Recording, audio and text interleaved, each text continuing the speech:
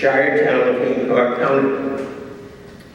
Waiting to greet them at the 6:13 arrival on the platform was Miss Julia Thompson, the 43-year-old proprietor of Hancock County's chief bookstore and a second cousin of Sherman. Staying in the American House on Main Street overnight, the next morning they awoke to find the first major snowstorm of the season was bringing a cold spell and over 9 inches of snow in Downeast, Maine by mid-afternoon. Through the driving snowstorm, the couple, Manuel and Julia, made their way the 9 miles to the latter's family house in Thompson's Island in Trenton. Thus began a 6-day visit to the old shade Mount Desert Island. Borrowing a long fur coats that extended down to their newly acquired boots, the 3 visitors passed an enjoyable week. Adventurous young Jack, particularly delighted in a new experience for him, guiding horse-drawn sleighs in and about the communities of Bar Harbor, Mount Desert, Trenton, and Soamesville, as the trails crisscrossed the Arcadian island, visiting and staying with family members who numbered about 2 dozen.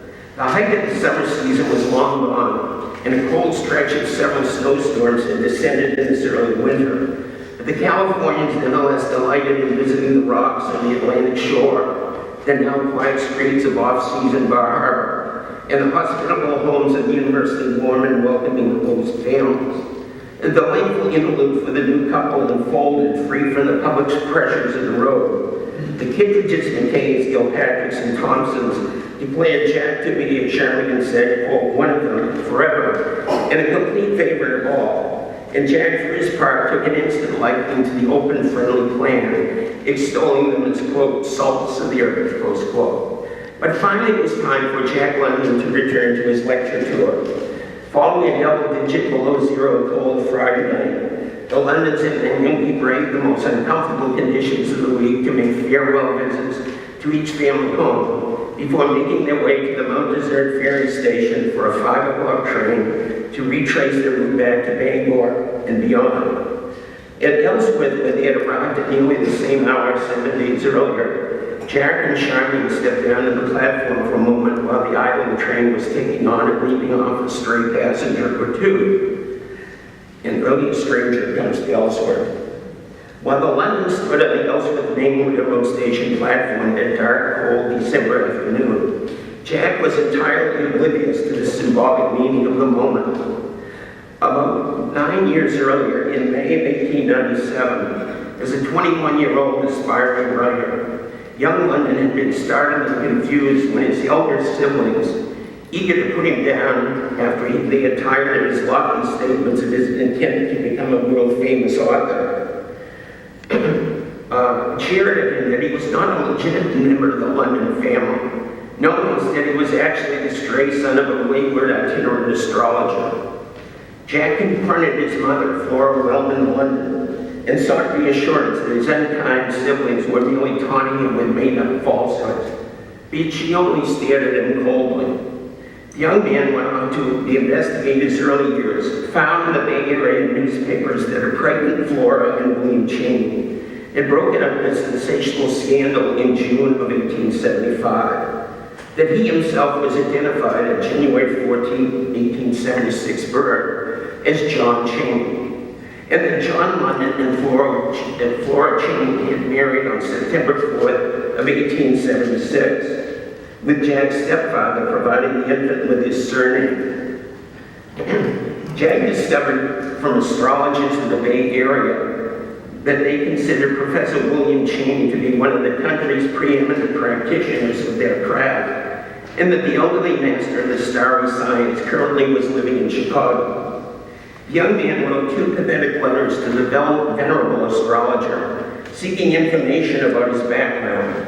But the 76-year-old, sickly, infirm, and virtually deaf and blind Cheney, ignorant of Jack and completely uninterested in striking up a correspondence with him, let alone an extended personal relationship, coldly rebuffed the Californian. Despite the harsh reaction of the elderly astrologer, a reply that greatly devastated him, London nevertheless thereafter believed Cheney to be his biological father, and henceforth sought to learn everything that he could about his mysterious astrology. What Jack did not know, however, as he was standing on the Maine Central Railroad platform in Ellsworth, however, was that nearly 53 years earlier, the current or the modern astrologer William Cheney had in spring 1852, like himself, come as a stranger to the same community to become a junior law partner of a Hancock County lawyer. For 5 years, he, as a struggling lawyer, combative newspaper editor and publisher, vicious know-nothing leader, and basically the suitor and husband of a 13 years younger than himself daughter of a wealthy Ellsworth merchant, as well as the father of the woman's 3 children, Jack's unknown half-siblings.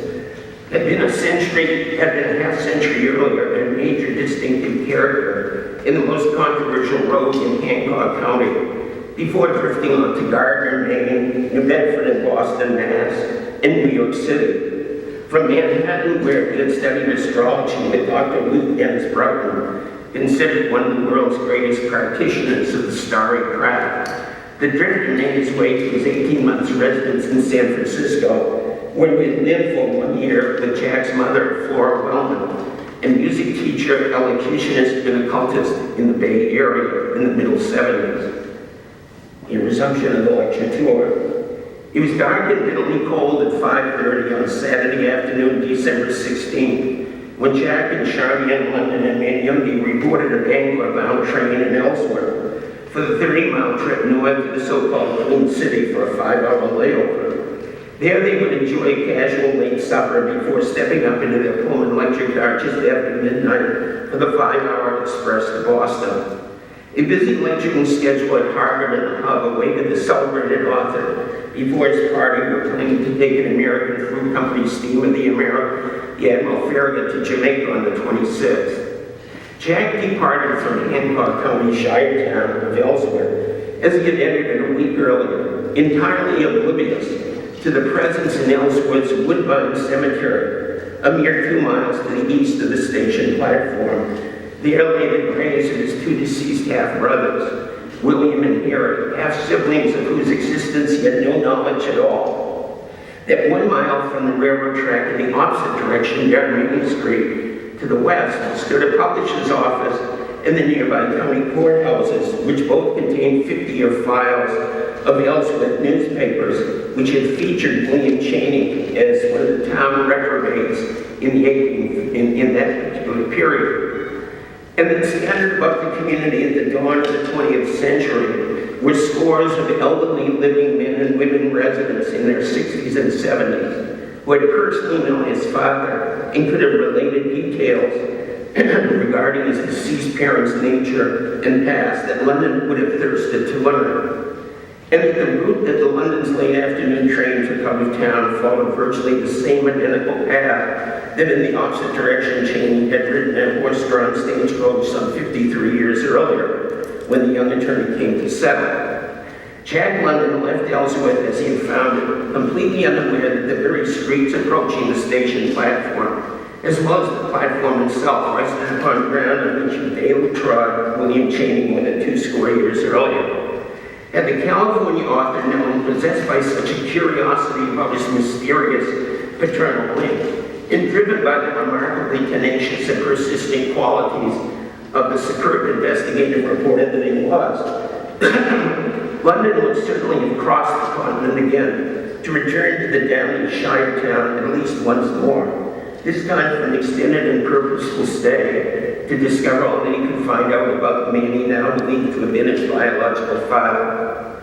In short, although neither one of the couple realized it, Charmian was not the only London to have family connections with Ellsworth and Hancock County.